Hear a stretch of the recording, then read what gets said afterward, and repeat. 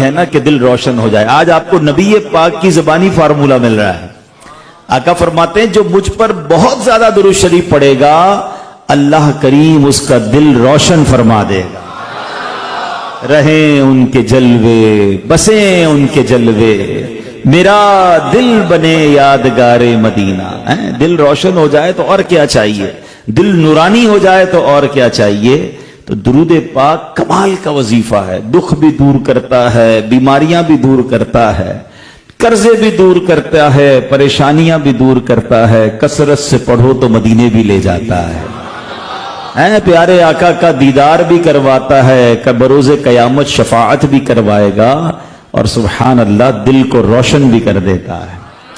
تو فضول باتوں سے بچتے ہوئے اپنی زندگی میں درود پاک کی کثرت کیجئے. جتنا ہو سکے درود پاک پڑھیں. اب تو ویسے ہی مبارک مہینے آ گئے ہیں, اپنے ہاتھ میں تسبیح رکھا کریں, جب جب موقع ملے درود پاک پڑھتے رہا کریں. اللہ مجھے بھی اور آپ کو بھی کثرت سے درود پاک پڑھنے کی توفیق عطا فرمائے. اور سبحان اللہ ابھی تو شب جمعہ ہے, یہ بھی خاص رات ہے درود پاک پڑھنے کی. اور جمعے کا دن ویری اسپیشل ڈے, یہ بھی جمعے کا دن بڑا کمال کا دن ہوتا ہے درود پاک پڑھنے کے لیے. بڑی مشہور حدیث ہے, کئی بار سنی ہوگی.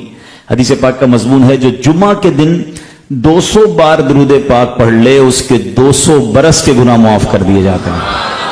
تو یہ جب جمعرات کی رات آ جایا کرے نا, تھوڑا سا اپنے آپ کو فری کر لیا کرے کہ بس اب یہ رات اور یہ دن درود پڑھنے ہیں, تلاوت کرنی ہے, نیکی کے کام کرنے, کیونکہ جمعے کی ایک نیکی 70 نیکیوں کے برابر ہے. تو باقی پورا ہفتہ باقی کام کریں, لیکن نیکیوں والے زیادہ سے زیادہ کام کوشش کریں کہ جمعے کے دن کریں. اللہ مجھے بھی اور آپ کو بھی جمعرات اور جمعہ خوب عبادت میں گزارنے کی توفیق عطا فرمائے. سبحان اللہ. اب آئیے کچھ اچھی نیتیں کر لیتے ہیں. حدیث پاک میں آتا ہے انما الاعمال بالنیات, اعمال کا دار و مدار نیتوں پر ہے. تو آئیے کچھ نیتیں کر لیتے ہیں کہ رضائے الہی کے لیے بیان سنوں گا, باادب بیٹھوں گا, خوب توجہ سے بیان سنوں گا, جو سنوں گا اسے یاد رکھنے, عمل کرنے اور دوسروں تک پہنچانے کی کوشش بھی کروں گا.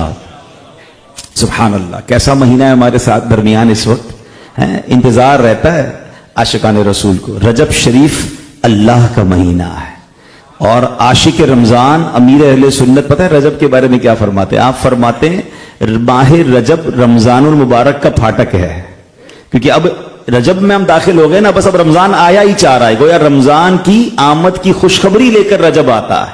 یہ بڑی خوبصورت ایک سیکوینس ہے, بہت پیارا تسلسل ہے کہ رجب تو پھر شعبان اور سبحان اللہ پھر رمضان. اور نبی پاک علیہ الصلوۃ والسلام جب رجب کا مہینہ آتا تو ایک بڑی پیاری دعا پڑھتے تھے. آئیے ہم بھی وہ دعا پڑھ لیتے ہیں. اللہم بارک لنا فی رجب و شعبان وبلغنا رمضان. اے ہائے, ترجمہ کیسا ہے؟ ترجمے سے ساتھ بھی دعا کر لو. اے اللہ پاک تو ہمارے لیے رجب اور شعبان میں برکتیں عطا فرما اور ہمیں رمضان تک پہنچا. آمین آمین بجاہ النبی الامین. سبحان اللہ. مشہور مفسر قرآن مفتی احمد یار خان نعیمی رحمت اللہ تعالی علیہ, یہ جو دعا ہے نا, جو حدیث ہے, اس کی شرح میں کیا فرماتے ہیں؟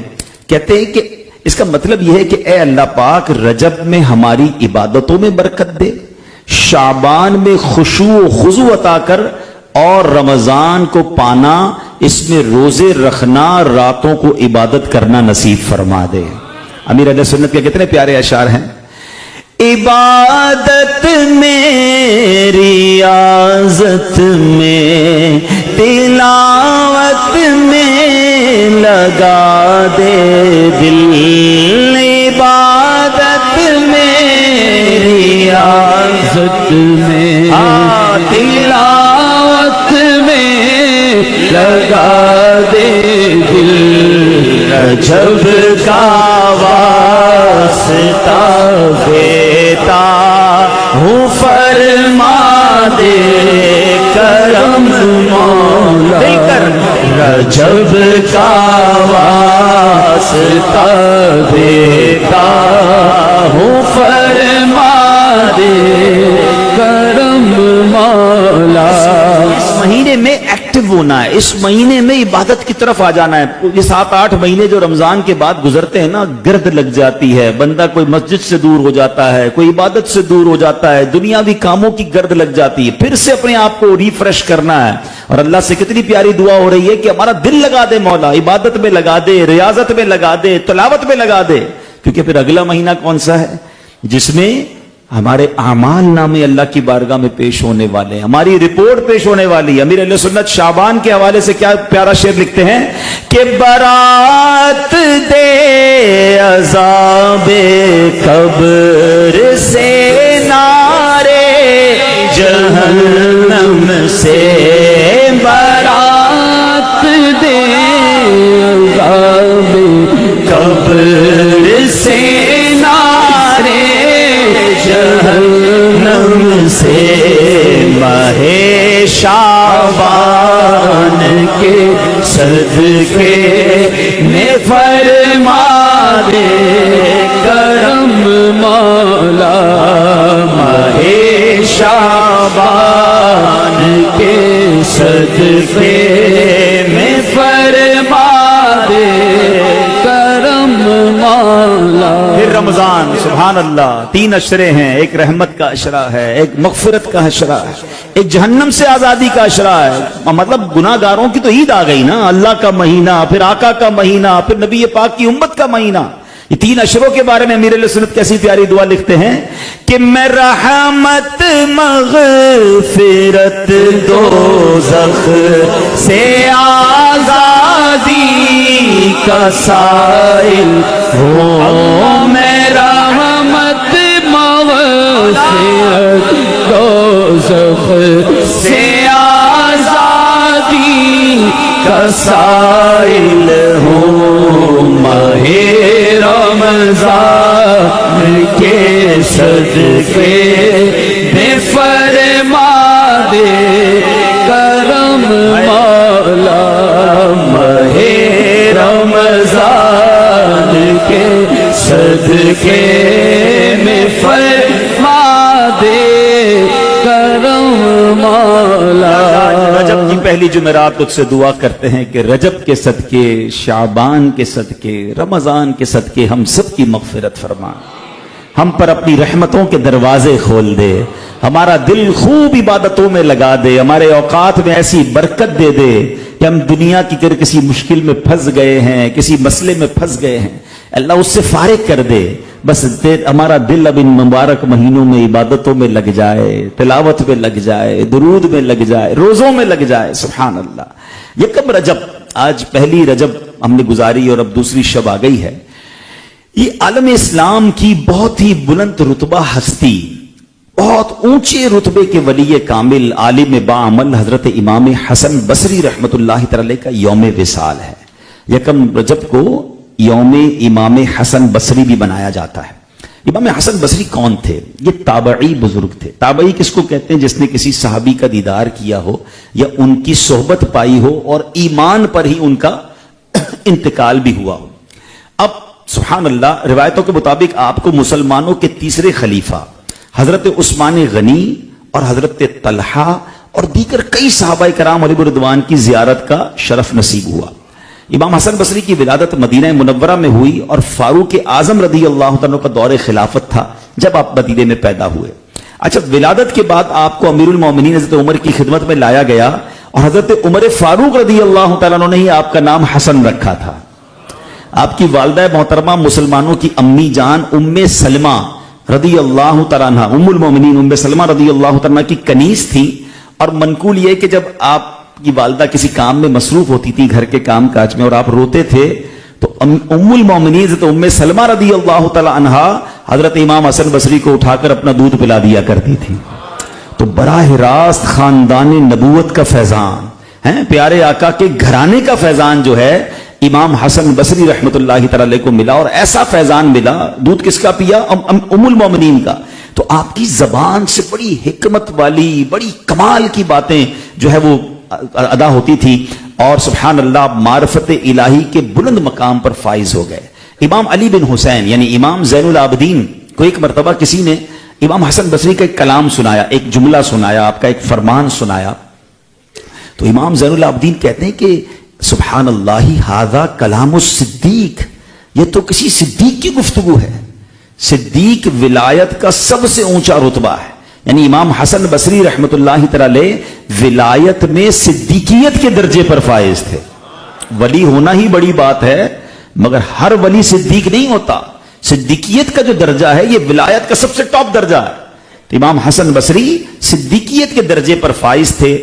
یکم رجب شریف 110 ہجری میں آپ کا وصال ہوا. وصال کے وقت آپ کی عمر مبارک 88 سال تھی. بصرہ میں نماز جمعہ کے بعد آپ کی نماز جنازہ ادا کی گئی، جس میں بہت ساری مخلوق نے، بہت سارے لوگوں نے شرکت کی. اب امام حسن بصری رحمۃ اللہ تعالی کا کچھ ذکر کرتے ہیں. بڑوں کی بڑی باتیں ہوتی ہیں نا، گولڈن ورڈز ہوتے ہیں. امام حسن بصری کا ایک بڑا کمال کا واقعہ ہے کہ ایک مرتبہ آپ ایک جنازے میں شریک ہوئے. اچھا، میں اور آپ بھی جنازے میں جاتے ہیں، قبرستان بھی جاتے ہیں. بعض اوقات فارمیلٹی کے لیے جاتے ہیں کہ یار جانا پڑے گا، نہیں جائیں گے تو رشتہ دار ناراض ہو جائیں گے، منہ دکھانا پڑے گا. بزرگان دین اور اللہ والے اس لیے نہیں جاتے تھے، وہ عبرت حاصل کرتے تھے. ثواب کی نیت بھی ہوتی تھی اور اپنے لیے عبرت حاصل کرتے تھے. تو جب دفن ہو گیا، جنازے میں گئے، تدفین ہو گئی قبرستان میں، تو آپ نے ایک شخص سے فرمایا تمہارا کیا خیال ہے؟ فرماتے آپ کا کیا خیال ہے جو بندہ ابھی قبر میں گیا ہے، کیا یہ دنیا میں واپس آنے اور واپس آ کر بہت زیادہ نیکیاں کرنے، نیک اعمال کرنے اور اپنے گناہوں سے توبہ کرنے کی خواہش نہیں رکھتا ہوگا؟ تو شخص نے کہا بالکل، مرنے کے بعد تو یہ چاہ رہا ہوگا کہ دوبارہ واپس آ جاؤں، خوب اور نیکیاں کر لوں، گناہ سے توبہ کر لوں، اللہ کو راضی کر لوں. تو امام حسن بصری نے فرمایا پھر ہمارا کیا حال ہے؟ ہم تو موجود ہیں نا دنیا میں، وہ تو چلا گیا، اس کو تمنا ہے. ہم تو دنیا میں سانسیں لے رہے ہیں، ہم کیوں نہیں کر لیتے یہ کام؟ ہم اللہ کو راضی کر لیں، ہم توبہ کر لیں، ہم خوب نیکیاں کر لیں. اللہ اکبر، اتنی خوبصورت پریکٹیکل آپ نے مثال دی. اور پھر آپ یہ کہتے ہوئے اس قبرستان سے چلے کہ اگر دل زندہ ہو تو ان جنازوں سے بڑھ کر کیا نصیحت ہوگی. یقین جانیں، میں کہتا ہوں جنازے سے بڑھ کر نصیحت ہی کوئی اور نہیں. ہمارے درمیان ہوتا ہے بندہ، اور ایسی مثالیں لوگ کہتے ہیں یار صبح ہم ساتھ تھے، دوپہر کا کھانا ہم نے ساتھ کھایا، رات تو ہم ساتھ تھے یار، اور اگلے دن وہ قبر میں ہوتا ہے. گھنٹوں کے اندر ہمارے ساتھ جیتا جاگتا انسان جو ہے وہ قبر میں اتر جاتا ہے، اور اکیلا تنہا اپنی قبر میں اب زندگی قیامت تک کے لیے رہتا ہے. کبھی سوچا آپ نے ایسا ہی میرے اور آپ کے ساتھ ہوگا؟ صرف فرق پتہ ہے کیا ہے؟ ہم اسی بات کو اپنے اوپر امپلیمنٹ نہیں کر رہے ہوتے. حالانکہ اگر غور سے دیکھیں نا، جہاں کفن بکتا ہے، کبھی غور کیجئے گا، جب کفن مثال کے طور پہ اگر خارادر کے اس ایریا میں یا کہیں بھی کوئی کفن کی دکان ہوگی نا، تو آج جو وہ کفن بیچنے والا کفن تیار کر رہا ہوگا نا، تھیلی میں پیک کر رہا ہوگا یا کاٹ رہا ہوگا یا لپیٹ رہا ہوگا، یہ اس بندے کا کفن پیک کر رہا ہے جو بندہ آج دنیا میں زندہ ہے. اب غور کیجئے، کیونکہ کسی نے کل مرنا ہے جس کا کفن آج پیک ہو رہا ہے. آپ غور کریں، ہم میں سے کسی کا کفن ہو سکتا ہے آج دکان والا تیار کر رہا، مجھے اور آپ کو نہیں پتا. قبرستان میں عموماً ہر وقت قبریں کھود کے تیار رکھی جاتی ہیں. ایسا ہی نا 2-3 قبریں گورکن ریڈی رکھتے ہیں. آج قبرستان میں جو قبر کھودی گئی ہے نا، جس کی بھی، وہ بندہ ابھی زندہ ہے. اب غور کر رہے ہیں، کسی نے مرنا ہے جس کا کفن بھی تیار ہے، جس کی قبر بھی تیار ہے، اور اس کو پتہ ہی نہیں ہے. وہ گھوم رہا ہے، وہ پھر رہا ہے، وہ مزے کر رہا ہے. اگر تو نیک ہے پھر تو ٹھیک ہے، لیکن اگر گناہوں میں غرق ہوا ہے تو اسے پتہ ہی نہیں کہ آج کی رات کہاں گزرنی ہے، کل کی رات کہاں گزرنی ہے. شاعر لکھتے ہیں نا، وہ ہے عیش و عشرت کا کوئی محل بھی، جہاں طاق میں ہر گھڑی ہو اجل بھی، بس اب اپنے اس جہل سے تو نکل بھی، یہ جینے کا اپنے انداز بدل بھی، جگہ جی لگانے کی دنیا نہیں ہے، یہ عبرت کی جا ہے، تماشا نہیں. ہمیں پتہ ہی نہیں کب دنیا سے چلے جائیں گے. اے میرے پیارے اسلامی بھائیو، قرآن کریم میں اللہ کریم کیا ارشاد فرماتا ہے کہ مجرم، یہ جو امام حسن بصری نے کہا نا، جو دنیا سے چلا جاتا ہے وہ تمنا کرتا ہے کہ پھر آ جاؤں، پھر موقع ملے، پھر عبادت کروں، اللہ کو راضی کر لوں. یہ آپ نے ویسے ہی بات نہیں کی، اللہ قرآن میں فرماتا، پارہ 21 سورہ سجدہ آیت نمبر 12 مجرم کیا کہیں گے اللہ کی بارگاہ میں؟ فرجعنا نعمل صالحا، تو ہمیں واپس بھیج دے تاکہ نیک کام کریں. یہ کون کہہ رہا ہے؟ جو مر گیا ہے، دنیا سے چلے گئے ہیں، کہ کاش ایک بار پھر دنیا میں جانا نصیب ہو جائے. اب تو ساری زندگی نیکیوں میں گزاریں گے، نیکیوں میں دن رات صرف کریں گے، ایک بھی گناہ نہیں کریں گے، مگر اب پچھتائے کیا ہوت. जब चिड़िया चुग गई खेत, मरने के बाद क्यों ख्याल आया है? क्योंकि पता क्या होगा, एग्जैक्टली मामला क्या होगा, जब इंसान मरता है ना तो मरते वक्त ही उसे पता चल जाता है मेरा अंजाम क्या हो रहा है। क्योंकि जो नेक लोग होते हैं उसकी रूह कब्ज करने वाले फरिश्ते खुशबुओं के साथ, बड़े हसीन चेहरों के साथ आते हैं, फरिश्ते आते हैं इस्तकबाल के लिए। और जिससे अल्लाह नाराज होता है खौफनाक शक्ल में, फरिश्ते आकर उसकी रूह कब्ज करते हैं और फिर कब्र में भी उसको उसके अमाल पता चल जाते हैं। वहां सवाल और जवाब की सख्ती उसे पता चल जाती है।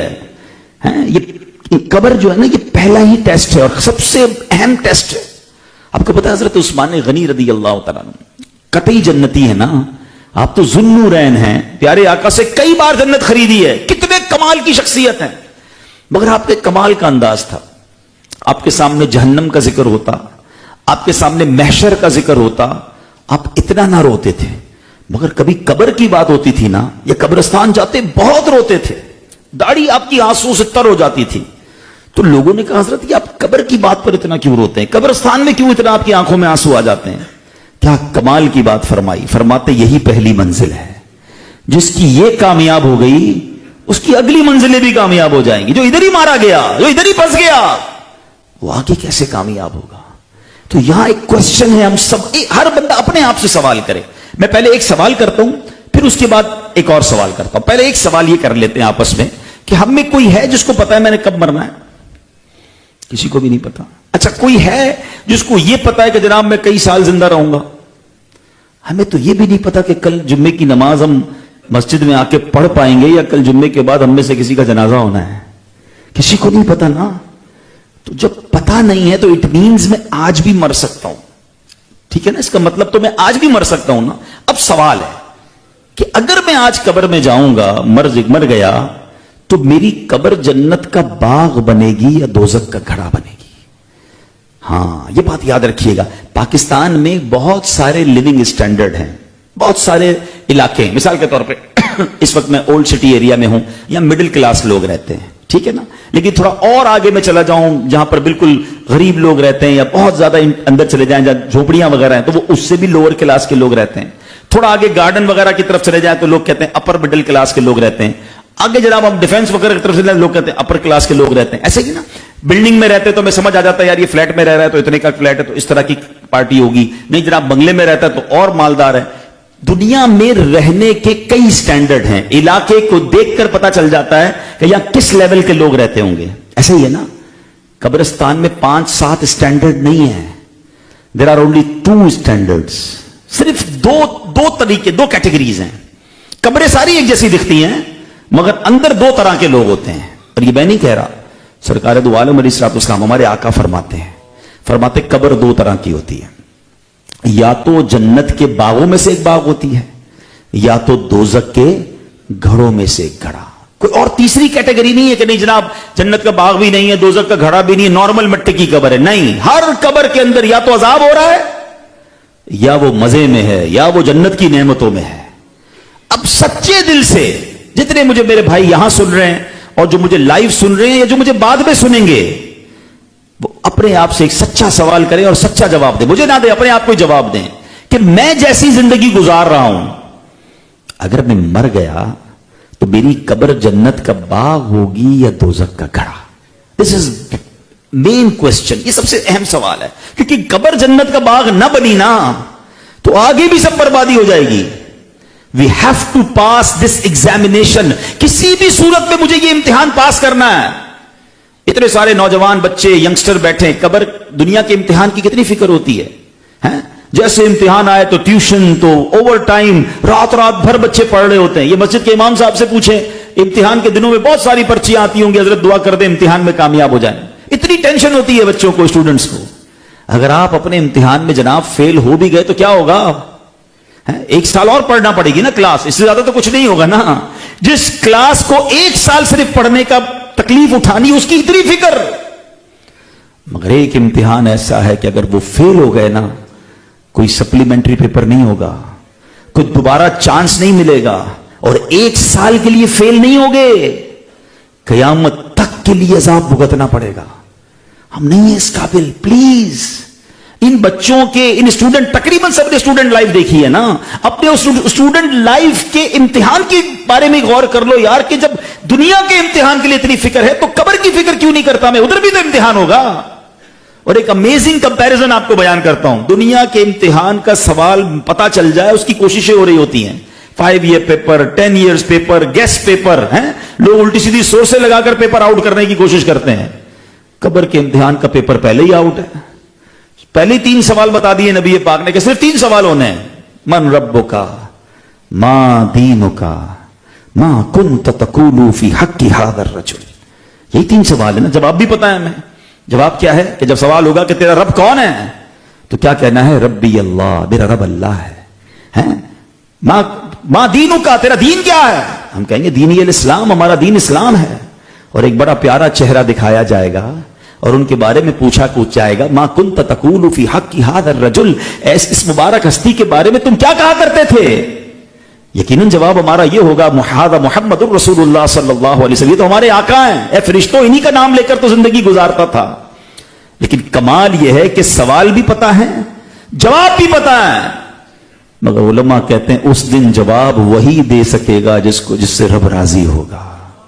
جو اللہ کو ناراض کر کے یا خدا نہ خواستہ ایمان ہی گوا کر قبر میں گیا ہوگا تو وہ کہے گا ہائے ہاتھا لا ادری, ہائے افسوس میں کچھ نہیں جانتا.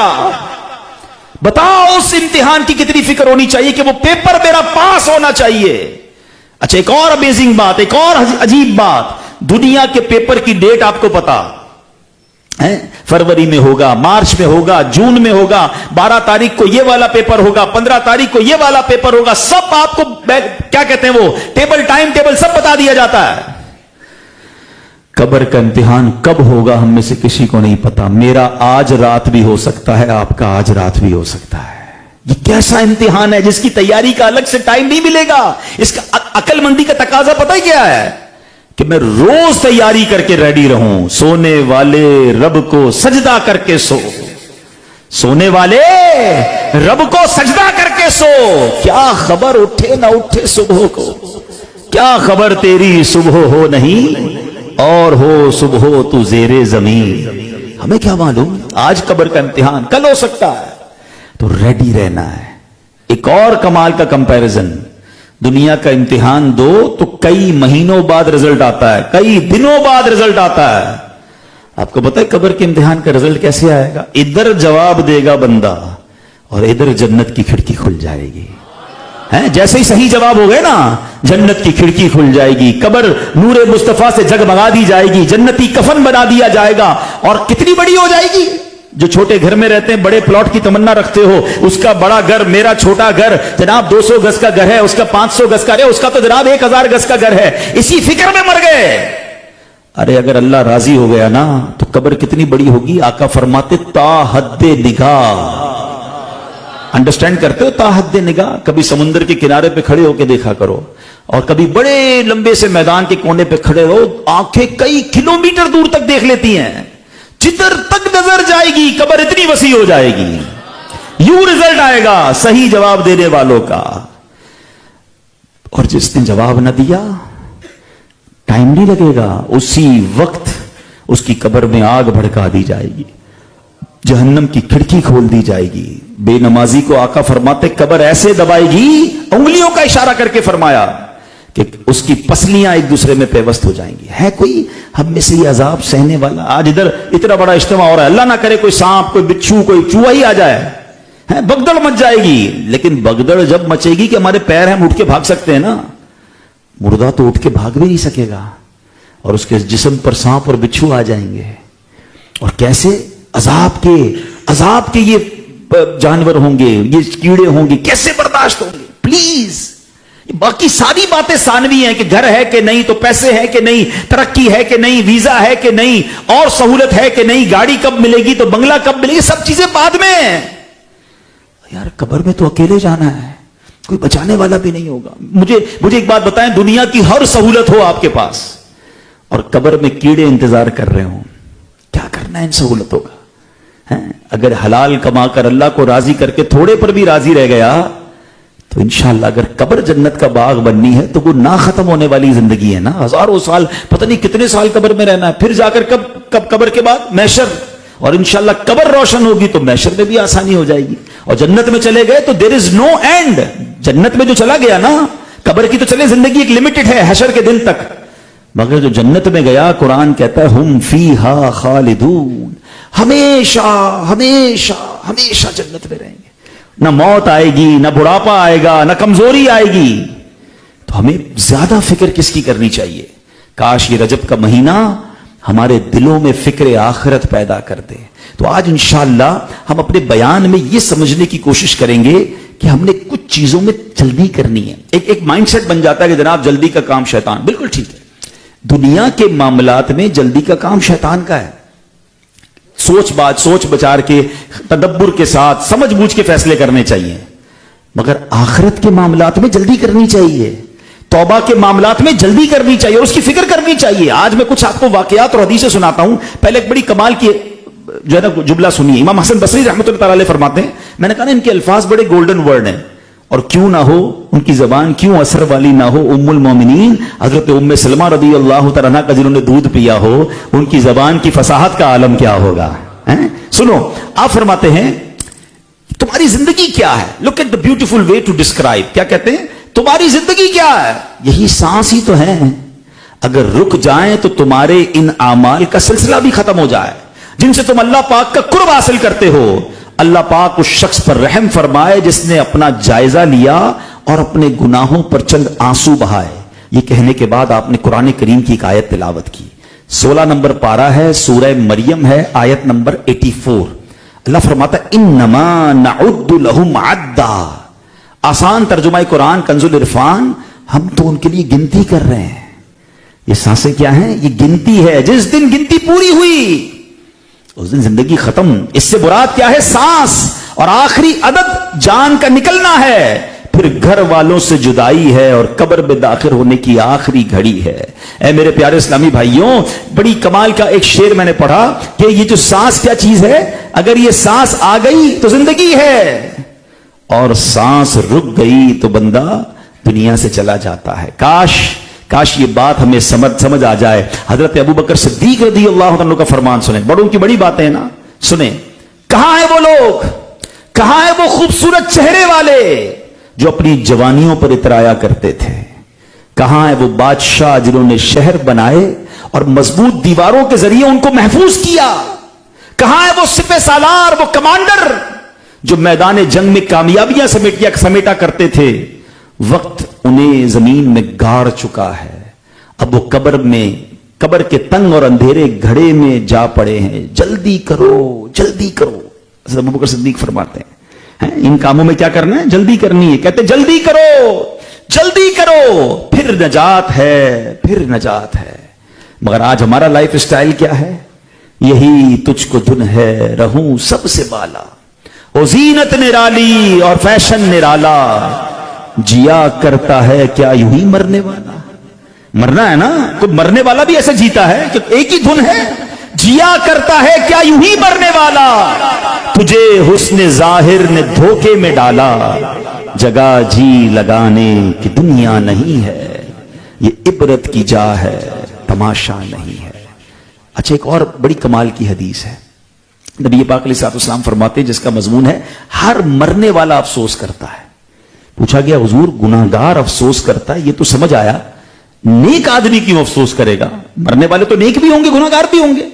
تو نبی پاک علیہ الصلوۃ والسلام نے فرمایا اگر نیک ہوتا ہے تو افسوس کرتا ہے کاش اور نیکیاں کر لیتا, اور نیک اعمال کر لیتا, جو فضول باتیں کی تھی, جو وقت ضائع کیا تھا. کیونکہ مرنے کے بعد تو اس کو اجر مل رہا ہوگا نا, ایک سبحان اللہ پر ایک جنت کا درخت مل رہا ہوگا, ایک یاسین شریف پر 10 قرآن پاک کا ثواب مل رہا ہوگا, کلمہ پاک پڑھنے پر نیکیوں کے انبار مل رہے ہوں گے, نمازیں پڑھنے پر ہر سجدے پر وہ نیکیاں دیکھ رہا ہوگا. تو اسے یاد آئے گا کہ وہ جو میں پوری رات چائے کے ہوٹل پر بیٹھ کر دوستوں سے گپ شپ کرتا تھا, وہ جو فضول باتوں میں وقت ضائع کرتا تھا, اور نیکیاں کر لیتا, اور نعمتیں ملتی. اور گناہگار کیوں افسوس کر رہا ہوگا کہ جب وہ گناہوں کے عذاب دیکھے گا, اسے مار پڑے گی, پنشمنٹ ہوگی, تو وہ کہے گا کاش میں گناہ ہی نہ کرتا, تو ہے میرے پیارے اسلامی بھائیوں، مرنے کے بعد پچھتانے سے بہتر یہ نہیں کہ بندہ ابھی سے اچھے کام کر لے، ابھی سے اس کی پلاننگ کر لے۔ اے میرے پیارے اسلامی بھائیوں، اب پرابلم پتہ ہے کیا ہے؟ یہ باتیں ہم نے پہلی بار نہیں سنی ہیں۔ ہم جب بھی آخرت کی بات کرتے ہیں نا، یا اپنے ذہن میں پلان بھی کرتے ہیں، کیونکہ this is the right time to plan about our hereafter. آخرت کے لیے پلاننگ کرنے کا یہ شاندار، اللہ کا میں کہتا ہوں شکر ادا کرتا ہوں کہ اللہ نے آج رجب کے شروع میں ہمیں اجتماع میں بیٹھنے کی سعادت بخش دی۔ یہ بالکل زبردست ٹائم ہے کہ اپنی زندگی کے لیے کچھ اچھے فیصلے کریں۔ اب آج بات ہو رہی ہے کہ رجب کا مہینہ بھی ہے، توبہ کا مہینہ بھی ہے، اللہ کا مہینہ بھی ہے، تو چلو یار زندگی بدلتے ہیں نا، جو ہو گیا پیچھے بڑی غلط خطائیں ہوئی، لیٹس ڈو پازیٹو۔ لیکن شیطان کیا کرے گا؟ شیطان بھی تھوڑی راضی ہو جائے گا کہ سارے آج اجتماع میں آنے والے توبہ کر جائیں، آج سے نیک بن جائیں، گناہ چھوڑ دیں، آخرت کی فکر شروع کر دیں۔ نہیں، شیطان اپنا کام کرتا ہے، ہمیشہ کرتا ہے ہمارے ساتھ۔ وہ کیا کرتا ہے کہ بس اگلے مہینے شعبان سے شروع کر دوں گا نماز، بس رمضان سے تو پکا بے نمازی بن جاؤں گا۔ اچھا کمال دیکھیں، ہمارے کھانے والے معاملے میں کوئی نہیں کہتا کہ یار کل سے کھانا کھاؤں گا، کھانا ابھی کھانا ہے، نماز رمضان سے شروع کرنی ہے۔ پیسے کمانے کی باری ہو، یار آج ہی کوئی طریقہ بتاؤ نا، بندہ کہتا ہے کل آنا، یار کل چھوڑ بھائی ابھی بتاؤ نا کیسے پیسے ڈبل ہو سکتے ہیں، کوئی اچھا کاروبار آج بتاؤ۔ نہیں، پیسے کمانے کے لیے آج کرنا ہے، راتوں رات امیر ہو، نیکیاں یار بعد میں کر لوں گا۔ باہر ملک کا ویزا لگانے کا کوئی بتائے، نیا کاروبار بتائے، بندہ کہتا ہے بھائی کل نہیں، آج نہیں ابھی بتاؤ۔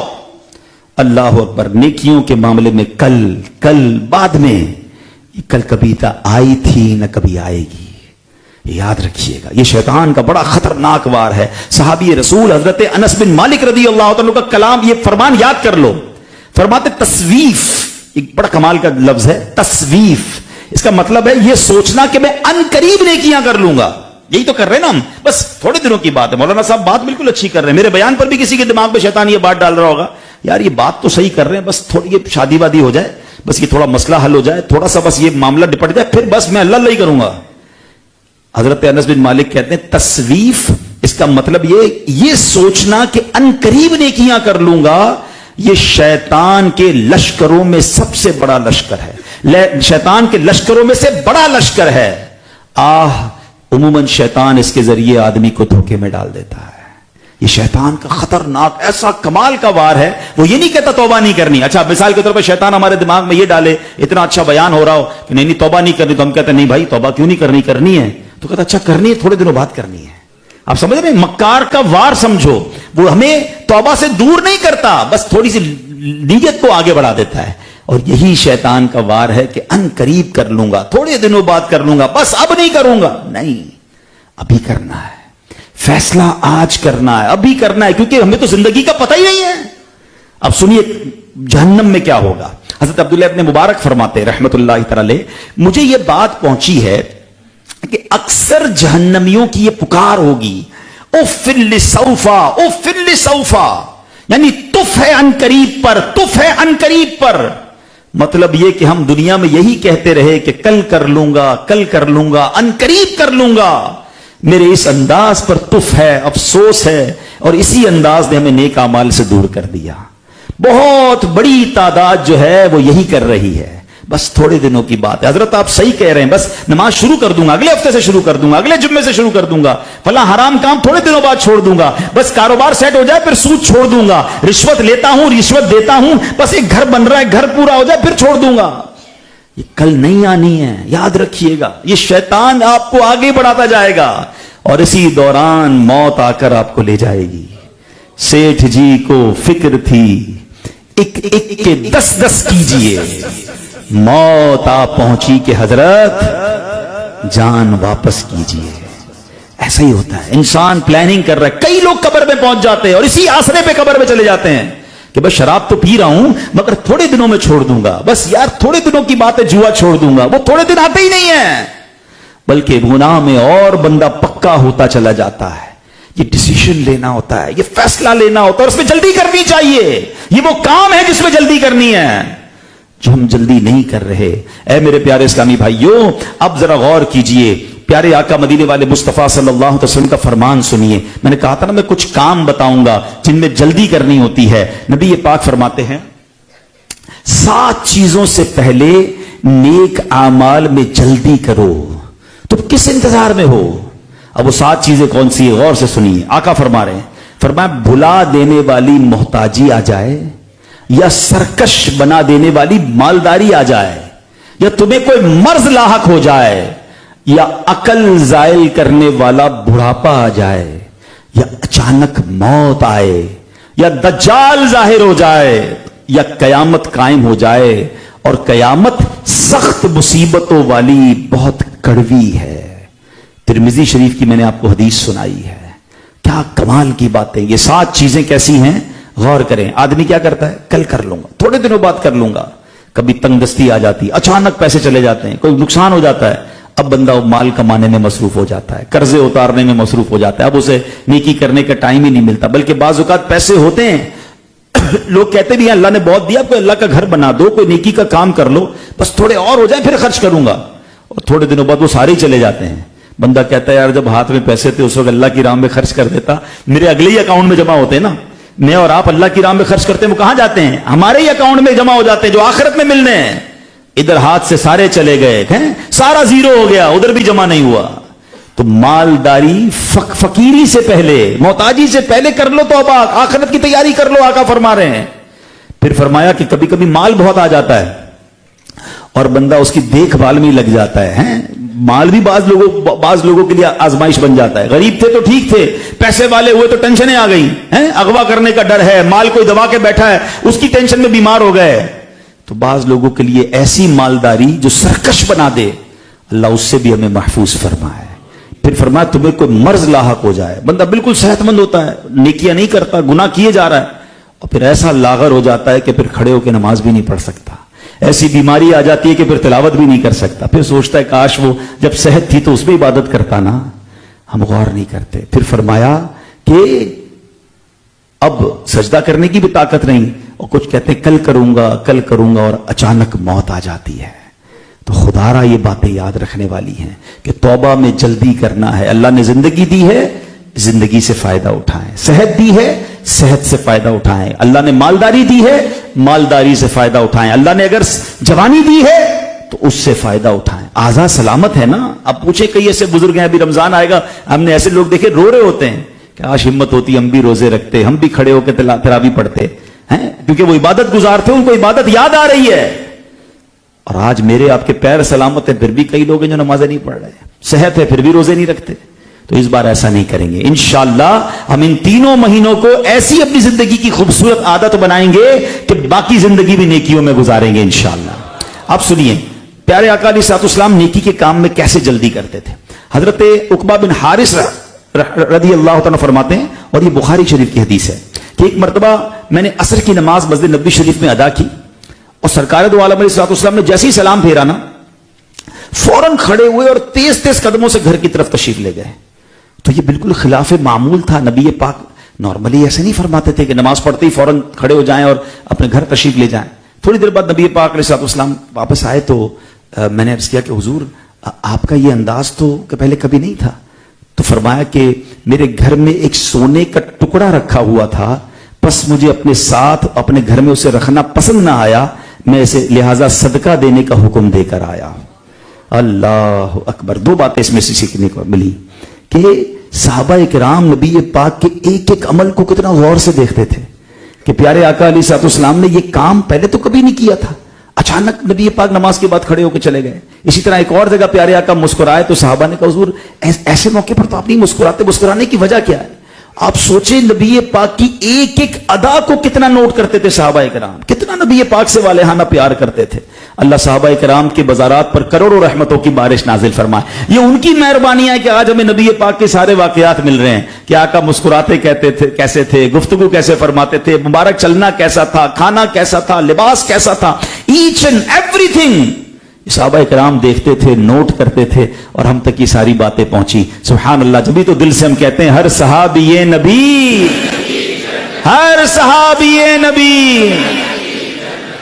لیکن اس حدیث سے ایک اور بات سیکھنے کو کیا ملی کہ نبی پاک نماز پڑھ لیتے، نماز کے بعد سکون سے تشریف فرما رہتے، بعد میں جا کر اپنے گھر والوں کو کہہ دیتے کہ صدقہ دے دو، نہیں، نبی پاک نے نیکی میں جلدی فرمائی، اور یہ ہم سب کے لیے سبق ہے۔ پیارے آقا تو سبحان اللہ ان کے صدقے ہمیں نیتیں ملتی ہیں، مگر ہماری تربیت کیا ہے کہ نیکی کا ارادہ کر لیا، اب اس پہ جلدی کریں۔